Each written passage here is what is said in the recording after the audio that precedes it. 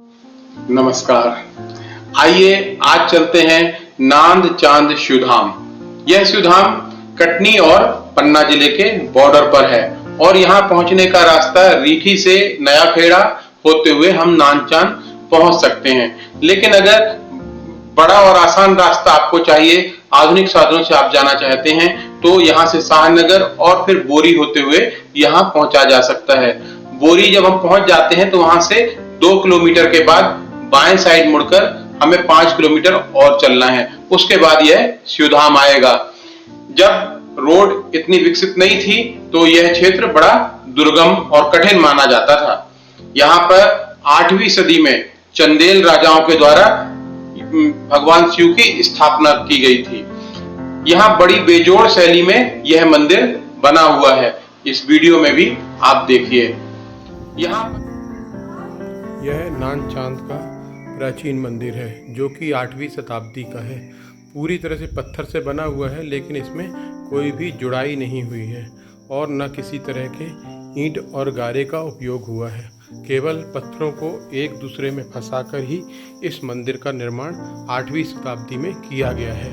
बाद की कुछ मूर्तियां भी इसमें जोड़ी गई हैं जो कि यहाँ पर अलग से भी रखी गई हैं इस मंदिर के परिसर में। और यह भगवान शंकर की मुख्य मूर्ति है जिसमें कि 2 जगह तलवार से वार किया गया था, ऐसी यहाँ पर कहानी है। यहाँ पर और छोटे छोटे कई मंदिर थे, लेकिन समय के साथ वो खंडहर होते चले गए, ध्वस्त होते चले गए। उनकी मूर्तियों को भी इस मंदिर में रखा गया है। यहाँ पर जो मुख्य मूर्तियां हैं वो है भगवान शिव की, और उनके सामने पार्वती माता का एक विशाल मंदिर है। उसमें बहुत सुंदर पार्वती जी की मूर्ति रखी गई है। भगवान शिव का जो शिवलिंग है वो लगभग 3.5-4 फुट ऊंचा है और बड़ा विशाल है। उसमें 2 बड़े घाव आप इसमें देख सकते हैं जो तलवार के द्वारा उसमें पहुंचाए गए हैं।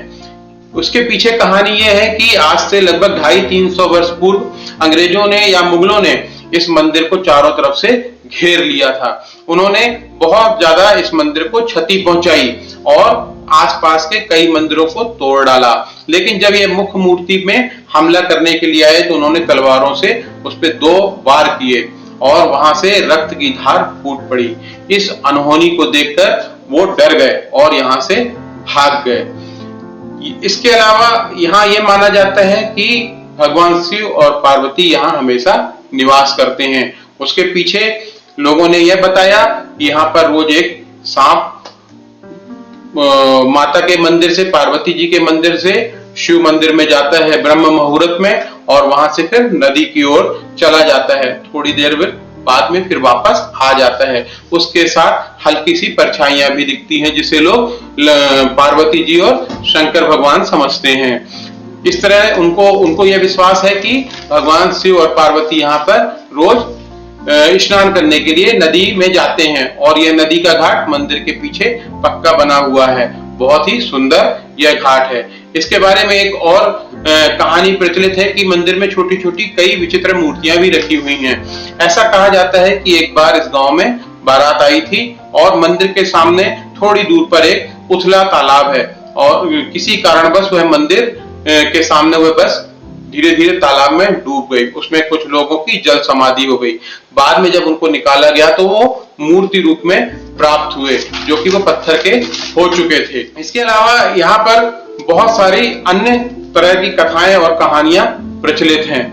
2009 में कलेक्टर महोदय ने यहाँ पर खोज अभियान जारी किया था, जिसमें कुछ छात्राओं ने इस मंदिर में विजिट किया था, और वहां पर पुजारी बद्री प्रसाद जी ने उनको बताया था कि प्रशासन के द्वारा कोषालय के माध्यम से उनको हर महीने ₹1.25 का मान दे दिया जाता है, जिससे वो संतुष्ट हैं और कुछ वो कहना नहीं चाहते। उनके इस बयान को अखबारों ने बड़ी सुर्खियों के साथ छापा था। मंदिर परिसर में कुछ अन्य मूर्तियां जो यहाँ पर है उसमें गणेश जी, कार्तिकेय और माता पार्वती की मूर्तियां हैं। प्रतिवर्ष यहाँ पर बहुत विशाल मेला मकर संक्रांति पर लगता है। उसके लिए बहुत बड़ा मेला ग्राउंड भी यहाँ पर है। दोनों नवरात्रि में माता पार्वती के मंदिर पे दर्शनार्थियों की लंबी लंबी कतारें आप यहाँ पर देख सकते हैं।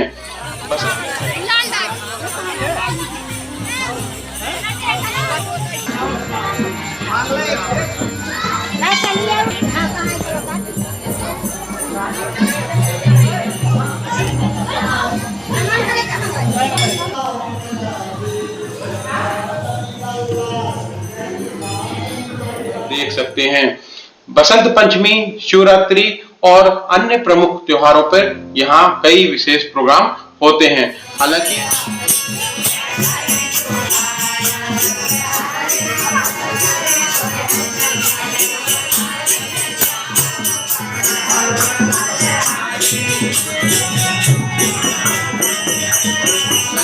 हर 10-15 दिन में कोई ना कोई कार्यक्रम यहाँ के ग्रामवासियों के द्वारा यहाँ रखे जाते हैं। तो आप भी इस शिवधाम में पधारे और अकेले भगवान ने जिस तरह से इतनी बड़ी सेना को यहाँ से भगा दिया, उस जागृत शिवलिंग के आप दर्शन करिए और अपने आप को धन्य करिए।